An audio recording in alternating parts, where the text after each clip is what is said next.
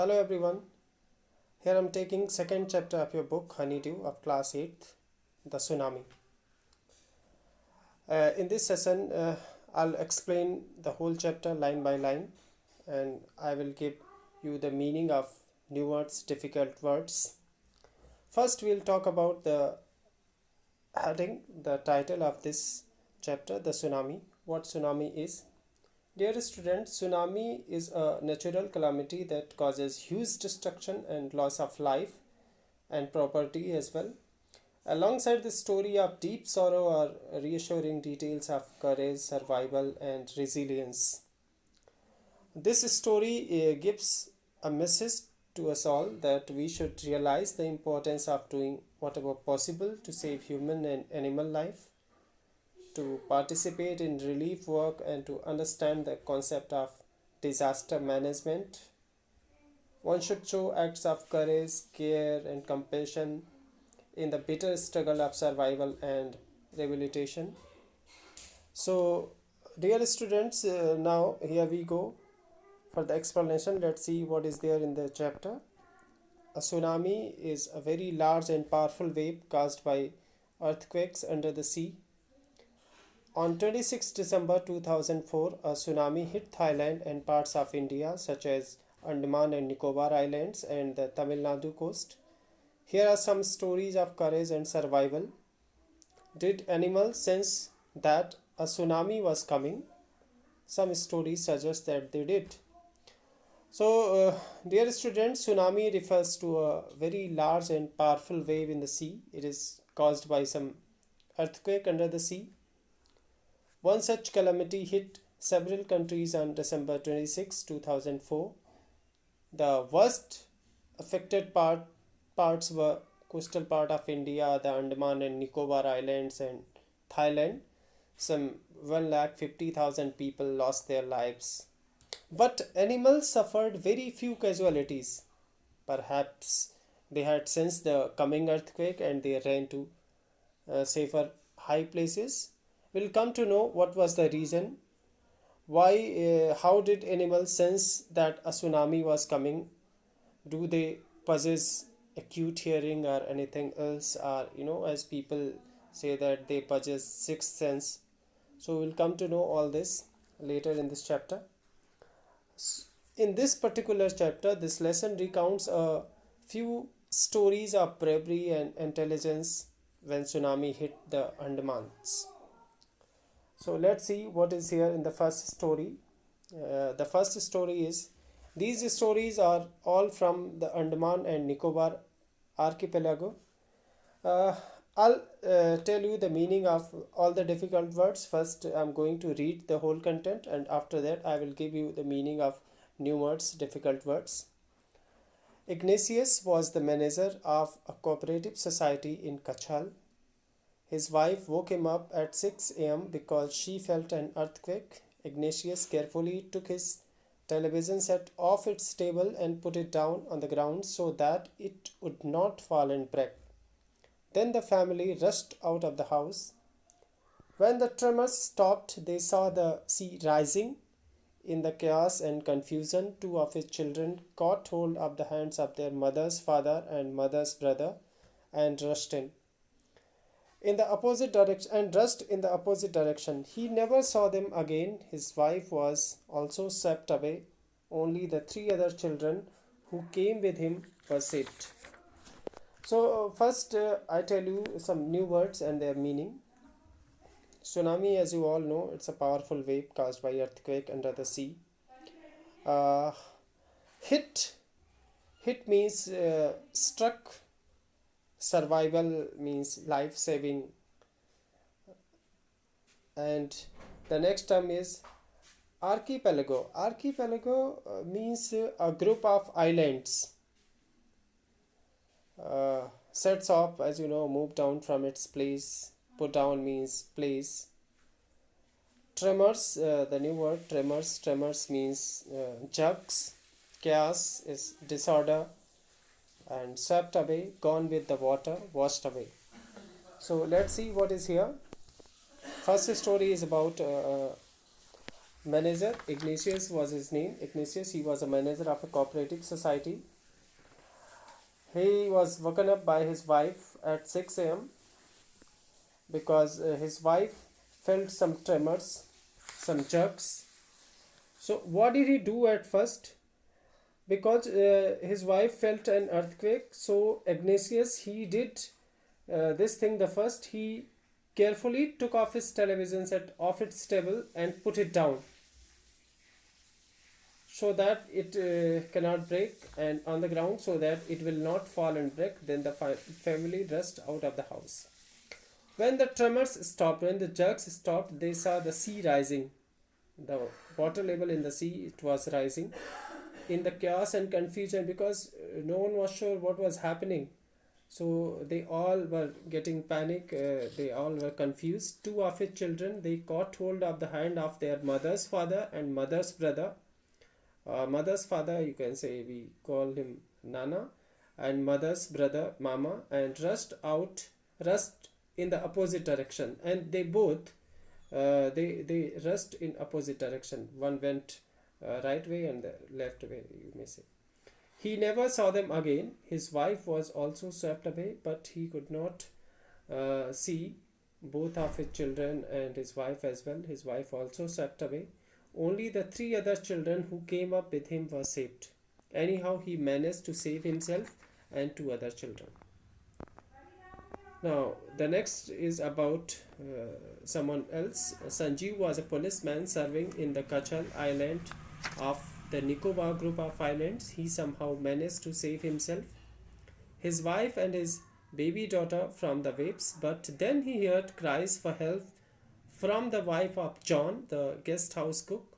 Sanjeev jumped into the water to rescue her, but they were both swept away.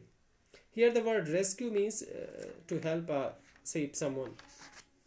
The next story, Sanjeev was a policeman. He managed to save himself, his wife and daughter from the waves anyhow. But soon he heard cries from the help from the wife of John. John was the guest house cook.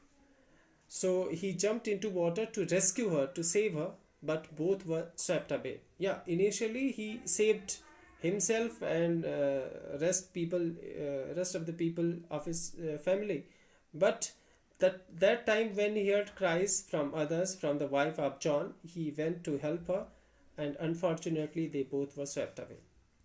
13-year-old Meghna was swept away along with her parents and 77 other people. She spent 2 days floating in the sea, holding on to a wooden door. As you know, wood, it floats on water. So anyhow, she managed to hold a wooden door, and she spent 2 days floating in the sea. 11 times she saw relief helicopters overhead, but they did not see her because relief helicopters, they were far from her and they could not see her. She was brought to the shore by a wave and was found walking on the seashore in a daze. So from this story, earlier story, Sanju, he initially saved himself, but finally what happened? He was swept away. Here Meghna, 13-year-old girl Meghna, she was swept away along with her parents and others, but anyhow she managed to save her. How did she save? Because she got hold of a wooden door and she kept floating on water. But yes, she saw a helicopter several times, but they could not see her. Anyhow, she was brought to the shore by a wave and she was saved. Now the next one is Almas Javed was 10 years old. She was a student of Carmel Convent in Port Blair, where her father had a petrol pump. Her mother Rahila's home was in Non-Kauri Island. The family had gone there to celebrate Christmas. Alvas Jamed, the story is about one more girl, Alvas Jamed. She was 10 years old and her father had a petrol pump. All the family members, they were gone to celebrate Christmas there. When the tremors came early in the morning, the family was sleeping. Alma's father saw the seawater recede. He understood that the water would come rushing back with great force.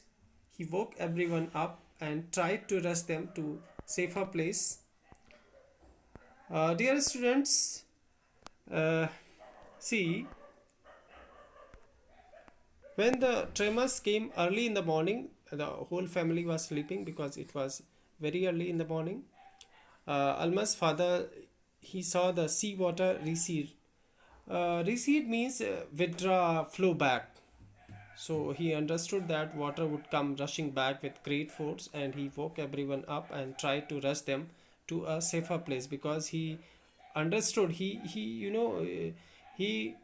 got to know that something bad was going to happen. That's why he tried to rush them to a safer place. As they ran, her grandfather was hit on the head by something and he fell down. Her father rushed to help him. Then came the first giant wave that swept both of them away. You must have seen such videos. You must have witnessed calamity there. Kedarnath calamity. So you are well known to this. On YouTube or there are so many videos of tsunami. You go and watch them. You can understand the nature, the kind of destruction they make.